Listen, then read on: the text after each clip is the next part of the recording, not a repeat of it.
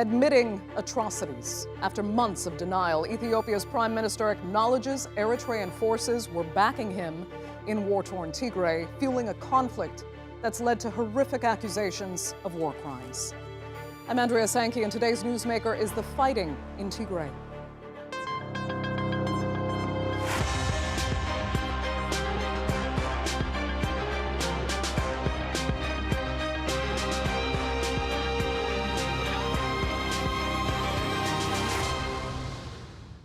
Well, for decades, Ethiopia and Eritrea were two nations at war. But in recent months, they've been fighting on the same side against a common enemy, the Tigray People's Liberation Front, an ethnic political group that ruled Ethiopia for decades. Now, last week, Prime Minister Abiy Ahmed conceded that Eritrean troops were active inside northern Ethiopia and had inflicted, quote, damage. Now, the allegations include torture, rape, and murder. And now there's evidence of other ethnic groups also committing abuses against the Tigrayan people. The U.S. Secretary of State has suggested Amhara militias are guilty of ethnic cleansing. Now, international pressure is growing, but will that be enough to bring this conflict to a close and bring those guilty of war crimes to justice? That discussion in just a moment, but first, here's a look at the war in Tigray.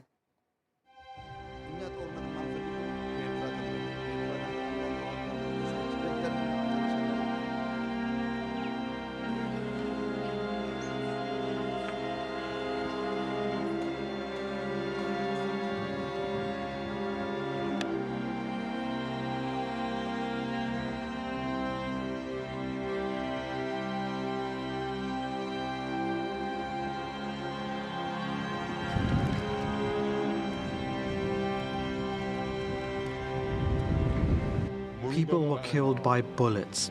Heavy weapons and tanks were firing, and the houses were burnt. This is when the people fled. If they caught them, they killed them. It was the Eritrean army doing this.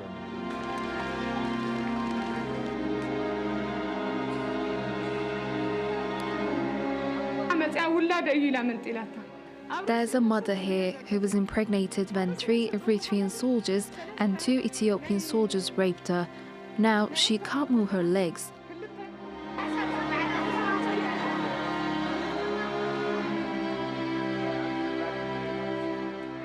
I was thinking I want to die quickly, without pain.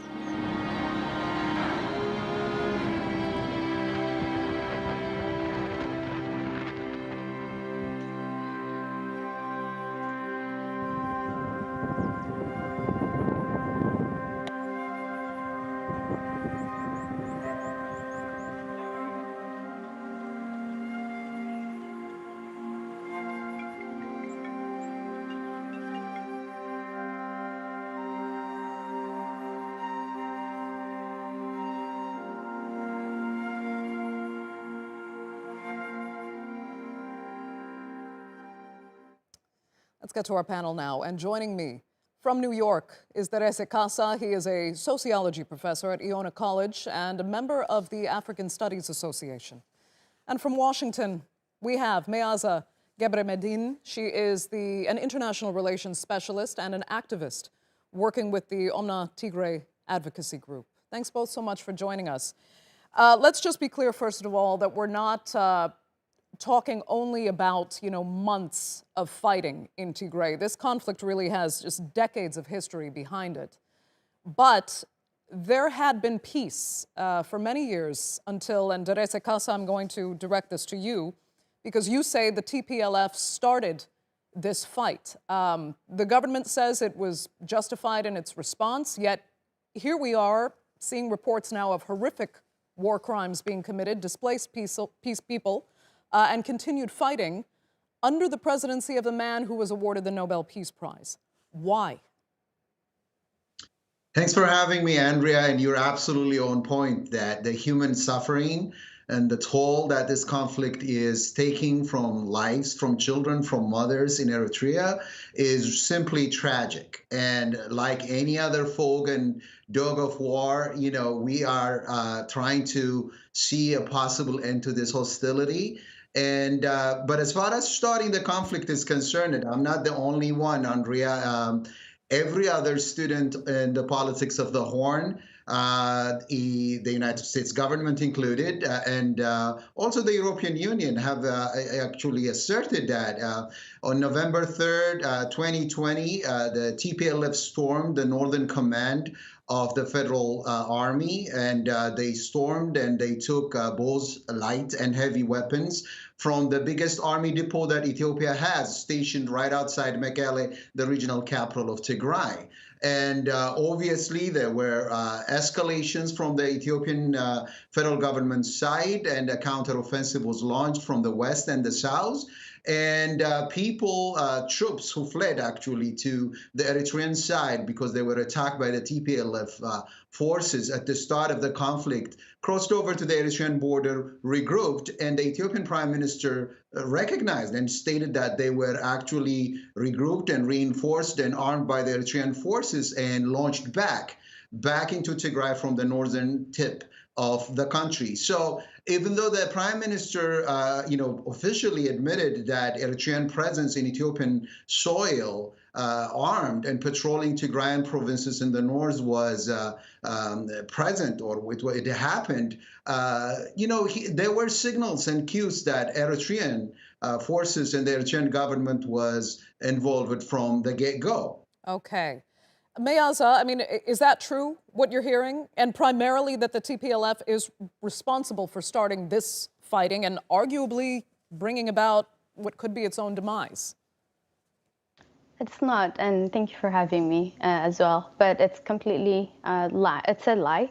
It's a lie that was fabricated by the Ethiopian government in order to justify the killing and the mass punishment of the Tigrayan people. There are reports from the EU warning about a war, taking place.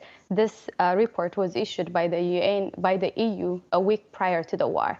Tigray has been circled by Amhara militias and Eritrean troops, as well as there was heavy military movement from the Ethiopian Federal Army prior to the war. So the war didn't really start because the TPLF attacked the Northern Command. Tigray was already under siege before November 1st. So the notion that this war started because TPLF all of a sudden decided to attack one military camp in Tigray is completely a lie. As a Tigrayan, and this is a sentiment felt by majority of Tigrayans, our human security has been undermined ever since Abiy came to power. Roads were blocked. He didn't do anything to reconnect Tigray to the rest of the country. Because of that, the inflation rate, mounted, and the poverty line increased. So the human security of Tagaru has already been undermined even before November 1st. And the war started because Abiy and Isaias have been working together for over 2 years, designing plans on how to exterminate the people of Tigray. Abiy Ahmed and Isaias were actively visiting military camps within Ethiopia, intelligence centers, colluding together and planning on how to wipe us all out. So the notion that the war started because the TPLF attacked the Northern Command is completely, it's false. It's a justification in order to lay the ground for the genocide. So Meaza, you see multiple forces at play here, but all with one common interest, you feel, of kind of eliminating the Tigrayan people, in effect. You have Amhara forces now, alongside Eritrean forces, alongside government forces, all with what they feel is an enemy in common. As I said at the beginning, this conflict didn't just start, these 4 or 5 months ago. This is decades of issues between these various groups. So are we seeing now elements of revenge manifest here, and the legacy of so many decades of Tigrayan rule over the Ethiopian people? Is this now creating the perfect storm for conflict? First of all, the notion that TPLF or the Tigrayans led Ethiopia for the past 27 years single-handedly is completely incorrect. TPLF, alongside other political parties within Ethiopia, formed a coalition party called EPRDF, and they were governing the country together. So I'm not saying everything was perfect. However, Tigrayans didn't rule Ethiopia single-handedly. They joined other ethnic groups within Ethiopia, and they were governing the country all together. However, there are two sides of this story, meaning when it comes to the Ethiopians that are actively involved in the war against Tigrayan, it's about an ideology. That you have a group of people that want to reinstitute a unitarist ideology, an ideology that doesn't necessarily grant nation and nationalists the right to self-administer themselves, And then on the other side, you have a group of people that hold their right self-administration so dearly. This is particularly with the people of Tigray, and they're willing to pay whatever it takes to uphold that constitutional right. When it comes to the Eritreans, this is war of revenge. They were allowed, they were given permission by the Ethiopian government to inflict pain and suffering upon the people of Tigray because of the revenge they hold for the past 20 plus years. So there are two elements. There is revenge side of it, and on the other side, there is a group of people that is hell-bent on not granting nation and nationalists their right to self-administration and self-determination. Derese, is that a fair assessment of the elements we're seeing at play right now in this conflict? Andrea, I beg to differ. For one, everybody knows that the TPLF has been at the helm of power since 1991. All the member parties of the EPRDF that my interlocutor mentioned were literally established out of scratch when the TPLF was marching into Addis Ababa in 1991. The TPLF controlled the entire intelligence and military apparatus of the Ethiopian state for 27 years. More than 80% of the senior and middle office corps of the Ethiopian army happen to be Tigrayans, and they have also established an industrial complex of business conglomerates and international diplomatic presence over 27 years. And so to, rewrite and airbrush history saying Tigrayan domination is unheard of in the Horn of Africa is simply unfounded. And I don't think it serves the cause of the Tigrayan people, Tigrayan mothers and children to deny this truth. It's not a fair assessment. But one thing I want to say, Andrea, is terms have been swapped around and used very lightly.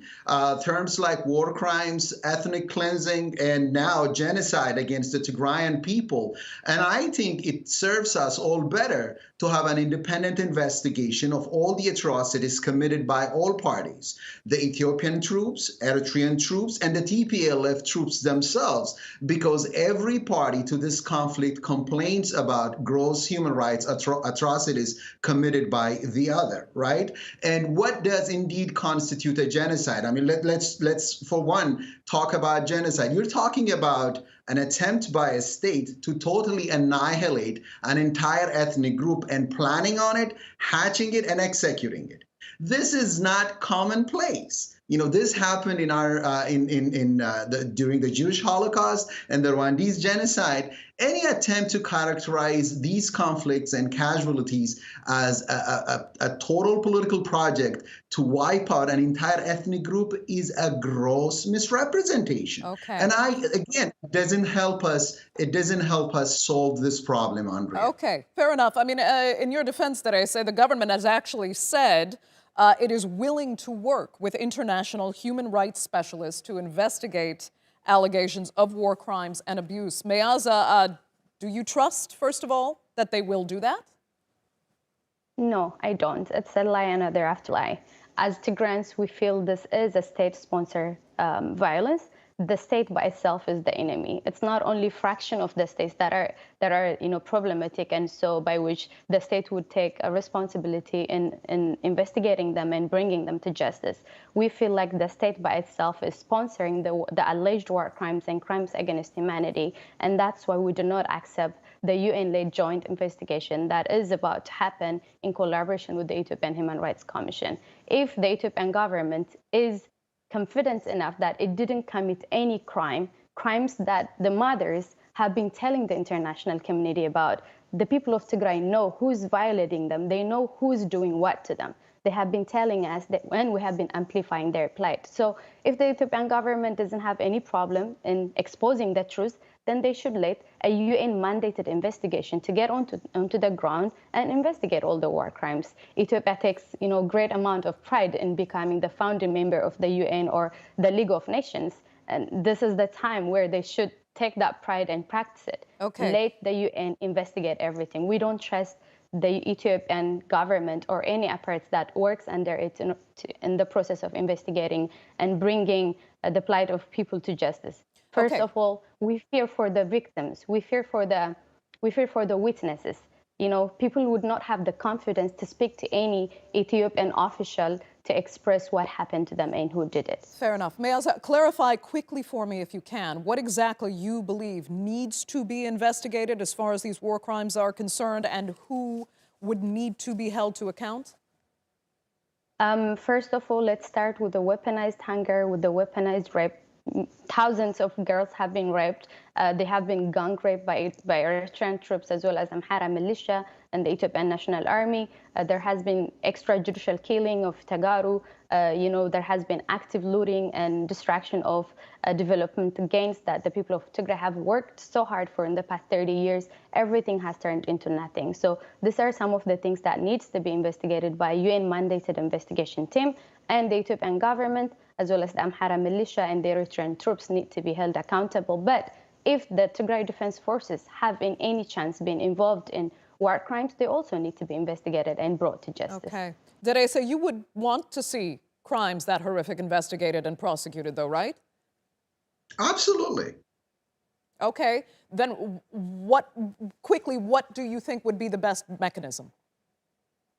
The best mechanism would be to have the United Nations human rights body, which actually has concluded an agreement with the Ethiopian Human Rights Commission to do a joint investigation of what sort of atrocities were committed. And by the way, speaking of atrocities, right in the heat of the conflict on the build-up toward Mekelle, Andrea, more than 700 civilians, ethnic Amhara civilians who were living in the northwestern province of Tigray in a town called Maikadra were massacred by TPLF fighters. And Amnesty International, the Human Rights Watch, the United States government, and the EU did mention that these atrocities were, committed by a youth militia of the TPLF. And so, this is not your situation where we have a villain and we have an innocent party to a conflict, right? So it should be an all-rounded, a comprehensive, investigation of what did the Ethiopian government troops did,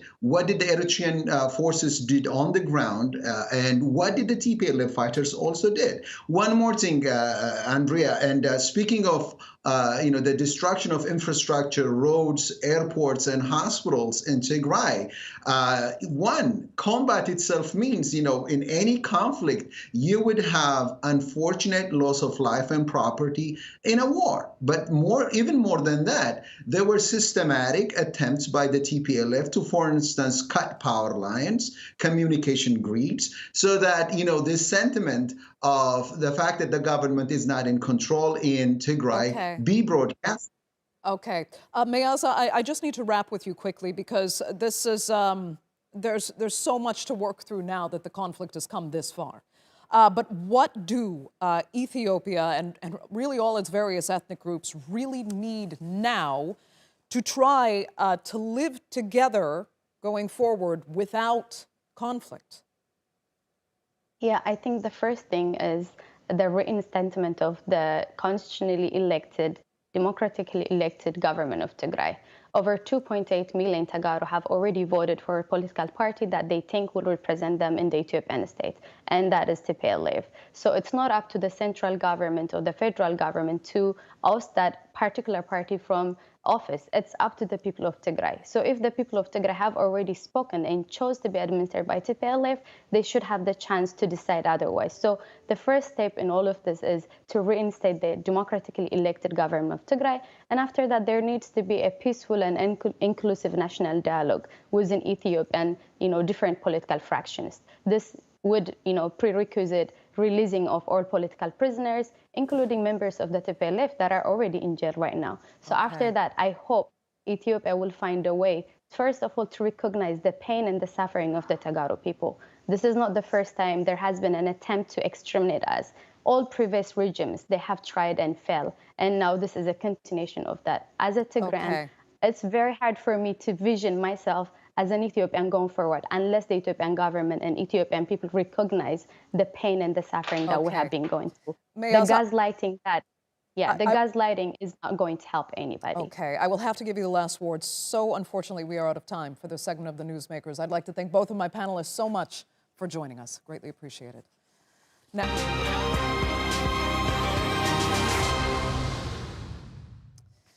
Now, from fighting in Tigray to terror in Niger and a massacre arguably few people have heard of.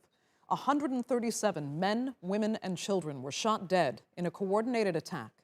Now, the killings happened in 3 villages in Niger's Tahua region, near the border with Mali last week. This month alone, hundreds of civilians have been killed by armed extremist groups in the region. Authorities haven't said who's responsible, but the governor had a strong message for the perpetrators. The government will not stand idly by. Measures will be taken to put these lawless bandits out of action.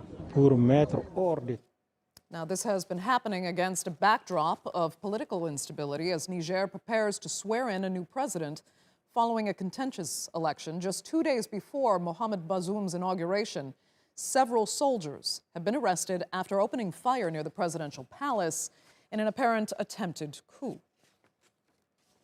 Well, to unpack all this, let's cross to Yaoundé, Cameroon. I'm joined by David Otto. He's a counterterrorism specialist and a program director at the TRS International Group, as well as Global Risk International. Thanks so much for being with us, David. We appreciate it. First, let's look at the horrific attacks near the Malian border that left dozens of civilians dead. Most suspect these are Daesh-affiliated attacks, but why? Why target villagers like this? I think what we're experiencing in Africa is a consequence of the balloon effect, particularly in the Sahel and the Chad Basin, where you have the Islamic State core that was defeated in Iraq and Syria, especially in Mosul and Raqqa. Most of these foreign fighters have now found themselves across the borders from Mali. They've now joined forces in the Sahel region, and Niger Republic is now the weakest link because, of course, it is strategically positioned in the Liptako-Goma region where the Sahel meets the Chad. So what is happening in Niger Republic is a combination of the Islamic State of the Greater Sahel factions, a combination of Al-Qaeda in the Islamic Maghreb, but also a coalition of Al-Qaeda groups, including Al-Murabitum, but also militias, which are fighting for turf in a country that is extremely large, but also very porous in terms of its borderline security. So this is not new. We've seen several attacks that have been carried out between one community to another, as a result of the lack of an effective law enforcement and a fighting force. Okay. And this is at the back of Niger Republic being a member of the G5 Sahel and also a member of the multinational joint task force. I mean, these are all coalitions, right, which have been set up by various countries, but also France, the European Union, to fight against militias and also terrorist organizations in the Lake Chad Basin and the Sahel. So Niger Republic, what we're seeing today, in terms of the fragility, will be one country that the new president, Mohamed Bazoum, will have to work very hard, after his successor, Mohamedou Issoufou, was removed from the elections. Yeah. Understood. David, like you said, this isn't new, but it is getting worse. And if you can, help us understand the ideology behind these attackers. I mean, if there is any really, what do they actually hope to achieve by killing people in these remote areas of Niger and Mali as well, of course? And who is funding them? Where are they getting weapons? Where are they getting supplies and logistical support from? I think there are 4 ways that these groups get weapons. One of it is they smuggle weapons from Libya, which is an old story. They also buy weapons from individuals or organizations that are interested in swapping gold and other mineral resources for weapons. Some of them steal these weapons from local security forces. Some of these weapons are loaned to them. Remember, this is not an area that has the capacity to, manufacture weapons. Right. So they have that working very much for them within that region, and this is something which I believe that needs, to be tackled. Now, what is the motive of these attacks? It's very simple. They want a control of the territory. I don't think it's so much about an ideology of having an Islamic state, because that is not going to work. The overwhelming force will not permit the establishment of an Islamic state like we saw in Iraq and Syria. I think what is happening now is terrorist organizations that are interested in actually making the space ungovernable and making sure that they can continue to benefit from the large ungoverned space and the ineffectiveness of the security services in terms of coordination, but also in terms of operations and strategic approach. Okay, David, unfortunately, we're going to have to wrap it there. I'd like to thank you really so much for joining us, so much more to discuss on such a complex topic. But thank you for bringing some clarity. We really appreciate it. And thanks, of course, to our viewers for tuning in as well. See you next time.